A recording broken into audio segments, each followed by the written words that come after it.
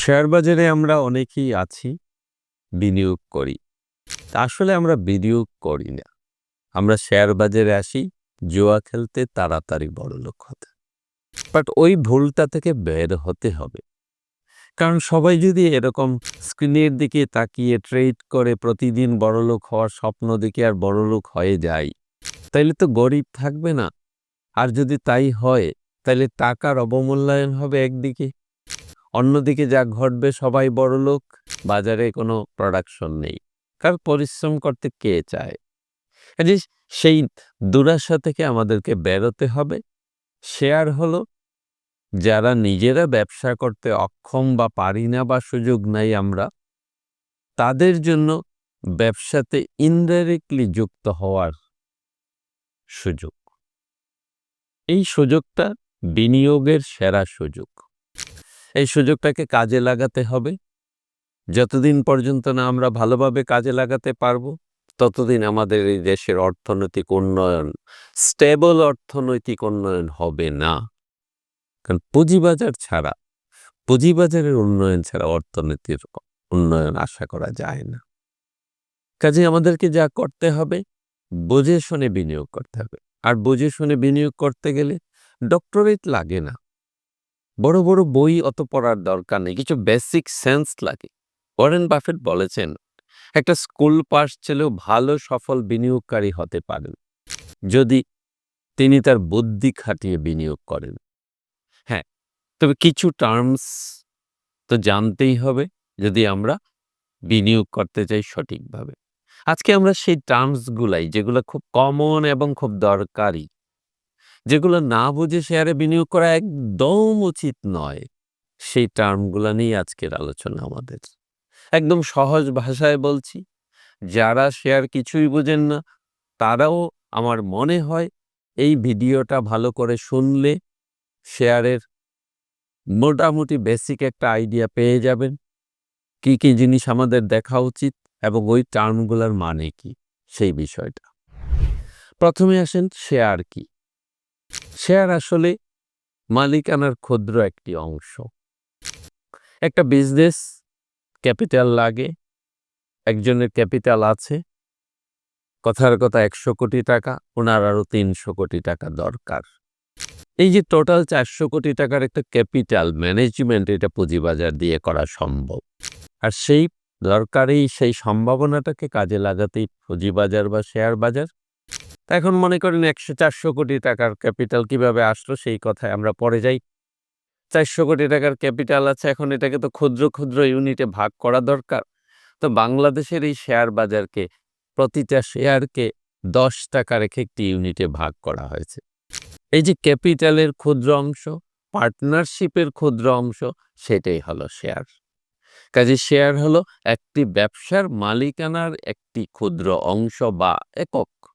এখন আসেন, এই শেয়ারকে কোম্পানিগুলো দেখি বাজারে এনলিস্টেড, কত ধরনের মালিকানা হোল্ডার বা শেয়ার হোল্ডার আছেন সেটা যদি আমরা আলোচনা করি বা দেখি, আমরা ডিএসসির ওয়েবসাইটে যাই, যদি দেখব ৪ ধরনের। প্রথম হলো স্পন্সর, যারা মেইন উদ্যোক্তা, যারা এই কোম্পানিটা শুরু করেছেন, কোনো একটা কোম্পানি। তারপর আছে গভর্নমেন্ট।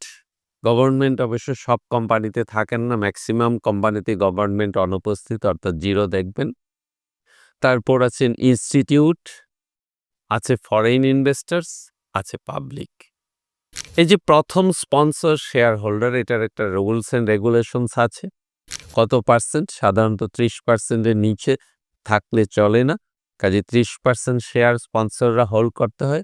বাকি 70%-এর মধ্যে যতটুকু ফ্রি বাজারে অ্যাভেলেবল আছে, ওইটাকে বলা হয় ফ্লোটিং শেয়ার। এই ফ্লোটিং শেয়ারটা এইরকম বাকি ৩টা ভাগে ভাগ হয়। একটা হলো ফরেন, ২ নম্বর হলো ইনস্টিটিউট, আর একটা হলো পাবলিক। আমরা যদি দেখি, পাবলিক শেয়ার অংশ খুব বেশি, স্পন্সর একদম কাটায় কাটায় 30 বা তারও কম, ইনস্টিটিউট আর ফরেন নাই। আমরা একটা হিন্টস পাই এই কোম্পানিটার উপর ফরেনার বিনিয়োগকারীরা এবং প্রাতিষ্ঠানিক বিনিয়োগকারীরা আশাবাদী কম। কাজেই আমরা এটাতে যেন ঝাঁপিয়ে না পড়ি।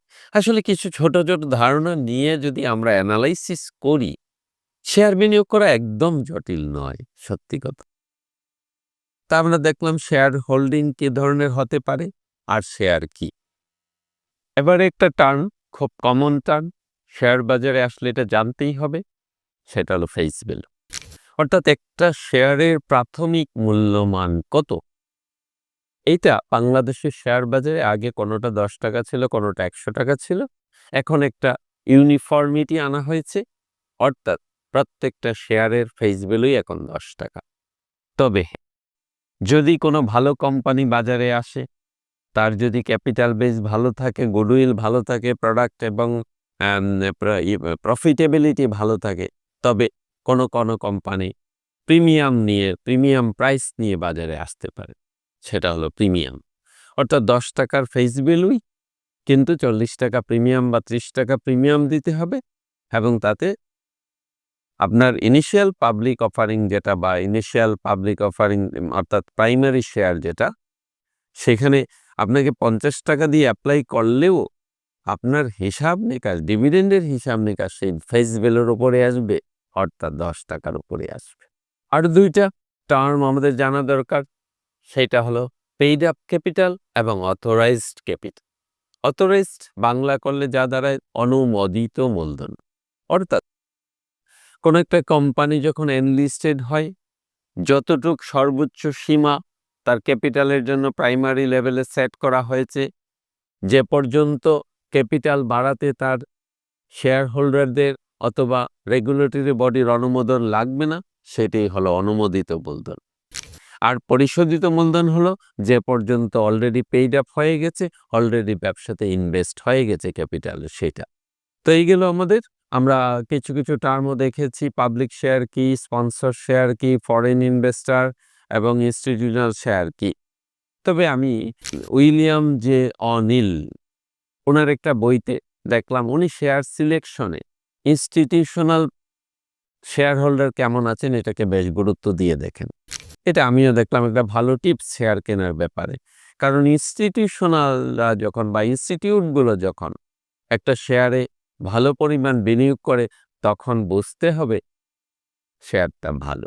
তবে হ্যাঁ, ইনস্টিটিউশন কি রেটে বিনিয়োগ করেছিল তার আশেপাশে থাকতে হবে। শেয়ার দাম বেড়ে গেলে আপনি খেয়াল করলে হবে না কিন্তু। এখন আমরা একদম বেসিক কিছু টার্মসের কথা বলছি, যেগুলা না জেনে শেয়ারে বিনিয়োগ করা একদম উচিত নয়। প্রথম আসুন এনএভি অথবা NAVPS, নেট অ্যাসেট ভ্যালু পার শেয়ার। একটি কোম্পানির টোটাল যা অ্যাসেট আছে এবং তার টোটাল যা লায়াবিলিটি আছে, এই অ্যাসেট থেকে লায়াবিলিটি বাদ দিলে যা পাওয়া যায় এটা হলো নেট অ্যাসেট ভ্যালু।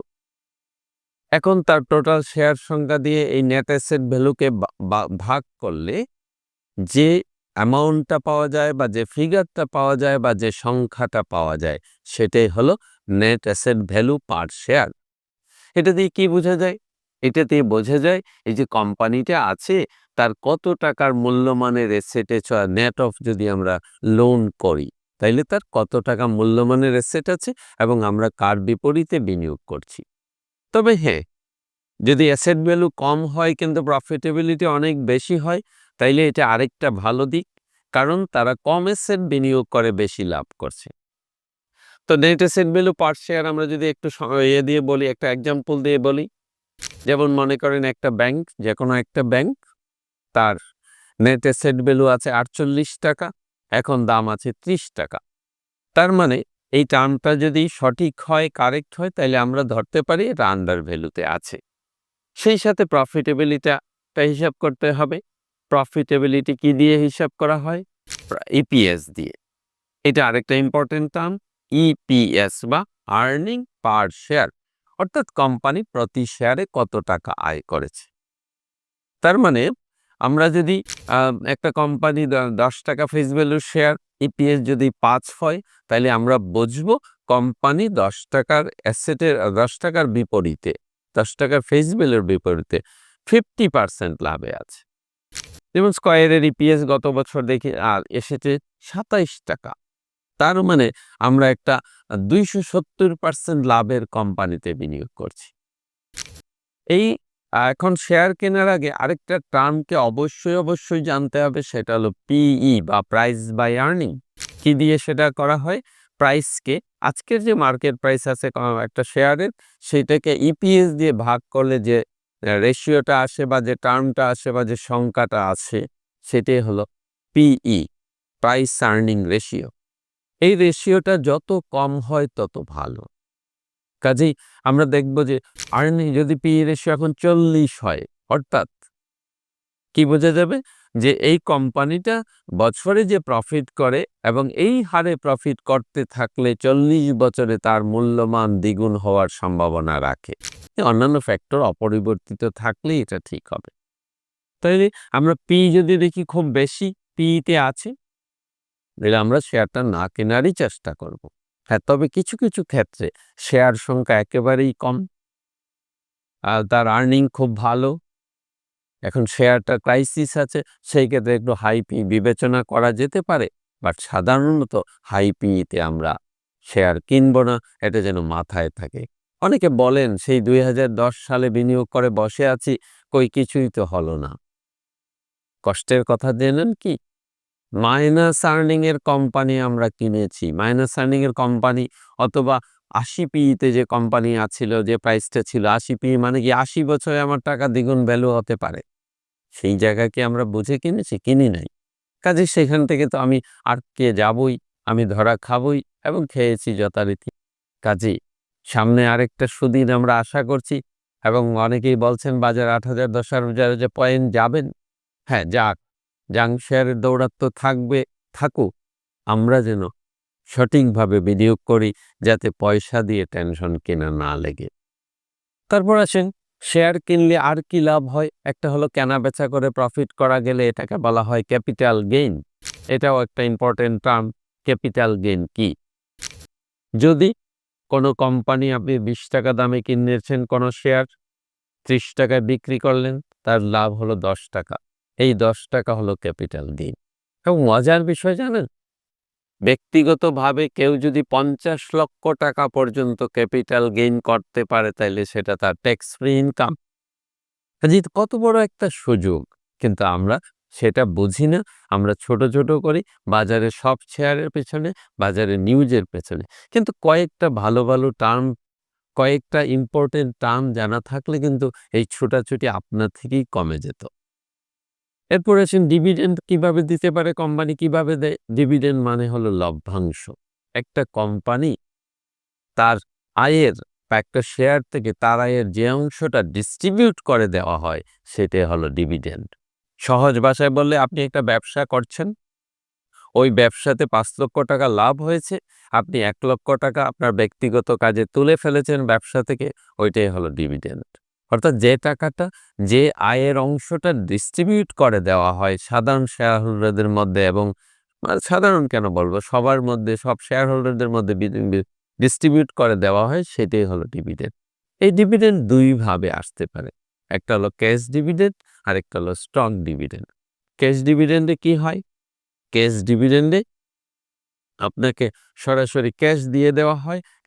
আপনার বিও অ্যাকাউন্টের সাথে যে অ্যাকাউন্টটা, ব্যাংক অ্যাকাউন্টটা লিংক করা আছে, সেই অ্যাকাউন্টে আপনার এই টাকাটা চলে যায়। স্টক ডিভিডেন্ড কি? কথার কথা, একটা কোম্পানি 20% স্টক ডিভিডেন্ড ঘোষণা করলো। তার মানে কি, আপনার কাছে ১০০টা শেয়ার থাকলে আপনি এই বছর শেষে রেকর্ড ডেট পরে আপনি ২০টা শেয়ার পেয়ে যাবেন। আপনার শেয়ার হয়ে যাবে ১২০টা। এখন প্রশ্ন আসে স্বভাবতই, রেকর্ড ডেট কি? একেকটা কোম্পানির ফাইন্যান্সিয়াল ইয়ার থাকে। ব্যাংক এবং বাংলাদেশে যেটা প্র্যাকটিস, ব্যাংক এবং ফাইন্যান্সিয়াল কোম্পানিগুলার ফাইন্যান্সিয়াল ইয়ার এন্ড হলো ডিসেম্বর ৩১, আর অন্যান্য সেক্টরের শেয়ারগুলার সাধারণত ২-১ টা ব্যতিক্রম আছে। ইয়ার এন্ড হলো জুন 30। এই রেকর্ড ইয়ের পরে, ফাইন্যান্সিয়াল ইয়ারের পরে একটা অডিটেড রিপোর্ট হয়। এই অডিটেড রিপোর্ট অনুসারে কোম্পানি তার বোর্ড মিটিংয়ে একটা ডিভিডেন্ড ডিক্লারেশন দেয়। এই ডিভিডেন্ড ডিক্লারেশন হওয়ার পরেও আপনি শেয়ার কিনে এই ডিভিডেন্ড পেতে পারেন, যদি আপনার একটা নির্দিষ্ট ডেটের আগে এই শেয়ারটা কেনা থাকে। ওই যে ডেটটা নির্দিষ্ট ডেটে শেয়ার থাকার ফলে আপনি সেই ডিভিডেন্ডের এন্টাইটেলমেন্ট পান অথবা ডিভিডেন্ডটা পাওয়ার যোগ্যতা রাখেন, সেটাই হলো রেকর্ড ডেট। কাজে আমরা দেখলাম cash dividend, stock dividend, record date এবং পি রেশিও, ইপিএস। এই টার্মগুলো অবশ্যই জানবেন। পি রেশিও খুব হাই, তারপরে শোনা যাচ্ছে আরো দাম বাড়বে, একটু সাবধানতা অবলম্বন করবেন। যদি হাই পিতে কিনের পরে প্রফিট যায়, প্রফিট টেক করা শুরু করবেন। আর প্রফিট টেক হলে প্রফিট এখান থেকে সরাবেন। এরকম কিছু বেসিক রুলস অ্যান্ড রেগুলেশনস বা প্রিন্সিপাল মানলে পরে শেয়ারে লস করার জায়গা নেই আসলে। আরেকটা জিনিস, শর্ট টার্ম চিন্তা করে শেয়ারে আসবেন না, ডে ট্রেড করতে আসবেন না। পৃথিবী না, বাংলাদেশ নয় শুধু, সারা পৃথিবীর শেয়ার মার্কেটেই ঘটে যেটা সাধারণ বিনিয়োগকারীরা ঠকে, কারণ তারা রানিং ট্রেনে উঠতে চান, তাড়াতাড়ি বড়লোক হতে চান, পরে শেষ পর্যন্ত নিজের ক্যাপিটাল হারান। এখন আমরা প্রাইস রিলেটেড কিছু টার্ম নিয়ে কথা বলছি। প্রথম হলো মার্কেট প্রাইস। একটা শেয়ার আজকে বাজারে যে দামে কেনা বেচা হচ্ছে সেটাই হলো মার্কেট প্রাইস। এটা দিনের শুরুতে, যেমন আমাদের এখন শেয়ার মার্কেটের টাইম হলো 10টা এবং শেষ হয় 2টা 20। এই শুরু এবং শেষে যে প্রাইসটা সেট হয় এটাকে বলা হয়, শুরুতে যেটা হয় এটা বলা হয় ওপেনিং প্রাইস, আর লাস্টে যে প্রাইসে ক্লোজ হয় আজকের কোনো একটা শেয়ারের ট্রেড, সেটা হলো ক্লোজিং প্রাইস। এই যে ওপেনিং প্রাইস এবং ক্লোজিং প্রাইসের মধ্যে কোনো শেয়ার অনেক বাড়তে পারে, কোনো শেয়ার অনেক কমতে পারে। সর্বোচ্চ যে বাড়লো সেটাকে বলা হয় আজকের দিনে সর্বনিম্ন প্রাইস, সর্বোচ্চ প্রাইস বা হাই প্রাইস, হাইয়েস্ট প্রাইসও বলতে পারেন। আর যেটা সর্বনিম্ন নেমেছিল যে রেঞ্জে বা যে প্রাইসে, সেটাকে বলা হয় সর্বনিম্ন প্রাইস, লোয়েস্ট প্রাইস। একদম টার্মই বলে দেয় এই জিনিসটা কি। একটা শেয়ার কেনার আগে মিনিমাম আপনি 52x হাই 52x লো দেখে নিতে পারেন, কারণ 52 সপ্তাহ বা গত 1 বছরে এটা ডিএসসি সাইটে গেলেই ওই কোম্পানির সাইটে বা টিকারটাতে ক্লিক করলেই একটা শীট আসবে। ওই শীটে আপনি দেখবেন উপরের দিকেই থাকে 52x হাই 52x রেঞ্জ আর কি থাকে। ওই রেঞ্জটা দেখবেন, যদি দেখেন যে আপনি হাইয়ের রেঞ্জে চলে গেছে দামটা, তারপরও কিনতে পারবেন না তা না, কিন্তু তখন বুঝে নিতে হবে তার কি এক্সট্রা কোনো মেরিট এই বছর যোগ হয়েছে, তার কি কোনো ব্যবসার অনেক গ্রোথ হয়েছে, তার কি নতুন কোনো ফিউচার প্রজেকশন আছে, তাইলে সেই হাইটাও হাই হতে পারে, আরও হাই হতে পারে। সেটা বুঝে, মানে এটা একটা আমার সতর্কতা যে আমার এখন প্রাইসটা 52x হাই লেভেলে আছে, কাজে আমি যদি এখন ইন করতে চাই বা আমি শেয়ারটা কিনতে চাই, তাইলে আরেকটু অ্যানালাইসিস করে কিনবো এই প্রাইসটা কি জাস্টিফাইড আছে কিনা। এরপরে একটা টার্ম আছে আপার সার্কিট এবং লোয়ার সার্কিট। আপার সার্কিট কি? একটা শেয়ার ইচ্ছা মতো বাংলাদেশের মার্কেটে এখন যেটা আছে প্র্যাকটিস, 7 থেকে 10% সর্বোচ্চ উঠতে পারে, সর্বনিম্ন নামতে পারে। সর্বোচ্চ ওঠার যে লিমিটটা কোনো শেয়ারের আজকের প্রাইস থেকে, কথার কথা একটা শেয়ার আজকে 30 টাকা, গতদিন ক্লোজ হয়েছিল 30 টাকা, তার মানে 10% যদি আমরা ধরি তাহলে 33 টাকা পর্যন্ত এই শেয়ারটা আগামী দিন উঠতে পারে। এই যে 33 টাকার সিলিংটা, এটাই হলো আপার সার্কিট। সর্বনিম্ন 10% নামতে পারে, অর্থাৎ 30 টাকা থেকে 10% নেমে এটা 27 টাকা পর্যন্ত নামতে পারে, এর নিচে নামবে না। যদি 27 টাকায় নেমে যায় তাহলে আমরা বলবো লোয়ার সার্কিট হিট করেছে, আর যদি সর্বোচ্চ ওই যে 33 টাকা উঠে যায় তাহলে আমরা বলবো এটা সর্বোচ্চ সার্কিট বা হাইয়ার সার্কিট বা আপার সার্কিট হিট করেছে। তারপরে 2টা টার্ম আমাদের জানা দরকার বাজার সম্বন্ধে, সেটা হলো ভলিউম এবং টার্ন ওভার। একটা শেয়ার যে পরিমাণ সংখ্যায় ট্রেড হয়েছে সেটাই হলো তার ভলিউম। আর এই যে টোটাল ভলিউম এবং টোটাল প্রাইস ভ্যালু এবং সংখ্যা মিলে যেটা দাঁড়ায়, এটাই হলো টার্নওভার। আজকের বাজারে টার্নওভার যদি বলা হয় 200 কোটি, অর্থাৎ আজকে 200 কোটি টাকা মূল্যমানের শেয়ার কেনা বেচা হয়েছে, এটাই হলো টার্নওভার। কাজে এই টার্মগুলা বেসিক টার্ম একদম, এগুলো না জেনে কারো শেয়ারে বিনিয়োগ করতে আসা উচিত না। আপনি টাকা বিনিয়োগ করবেন, কাজে এত তাড়াহুড়া করার কিছু নাই। একটু স্টাডি করেন, একটু বুঝে শুনে বিনিয়োগ করেন, তাইলে এই যে মনে করেন শেয়ার মানে জুয়া খেলা, শেয়ার মানে জুয়া খেলা, এই অন্ধ ধারণাটা থেকে, ভুল ধারণা থেকে আপনি বের হতে পারবেন।